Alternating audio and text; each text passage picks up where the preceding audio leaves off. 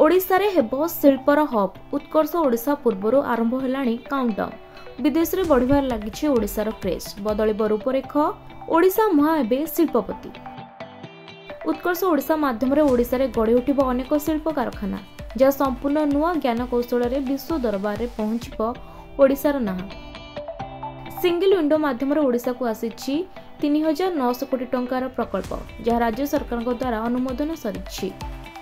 मंगलवार माननीय मुख्यमंत्री मोहन चरण माझी RIR पावर इलेक्ट्रोनिक्स लिमिटेड नामक सेमीकंडक्टर शिल्प को देइछंती अनुमोदन, जहा एक हाई इंपैक्ट प्रोजेक्ट। सरकार आसबा 7 मास न पूर्ण ओडिशा फेरिबे बड़ बड़ शिल्प।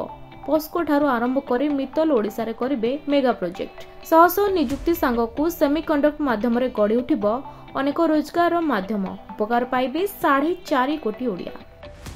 माननीय मुख्यमंत्री RIR पावर इलेक्ट्रोनिक्स लिमिटेड नामक जो सेमीकंडक्टर रो शिल्प संस्था ओडिशा रे होबाकू जाउची, ताकू कैबिनेट रे अनुमोदन दिया जाइची। कैपिटल सब्सिडी 20% अधिका दबा पई दबार उद्देश्य हला RIR PL जो सेमीकंडक्टर इंडस्ट्री ओडिशा रे हबो, ये एक हाई इंपैक्ट प्रोजेक्ट।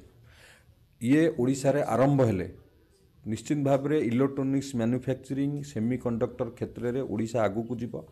एवं विशेषकर पूर्वरु आमे जो कहूलु ओडिशा रे सेमीकंडक्टर इंडस्ट्री प्रतिष्ठा करने प्रथम किरी आम सरकार आसिला परे सेमीकंडक्टर इंडस्ट्री ओडिशा रे प्रतिष्ठा होबाकू जाउची। ओडिशा रे सेमीकंडक्टर आउ इलेक्ट्रोनिक्स मैन्युफैक्चरिंग IT क्षेत्र में ओडिशा रे आहुरी शिल्प संस्था प्रतिष्ठा होबो।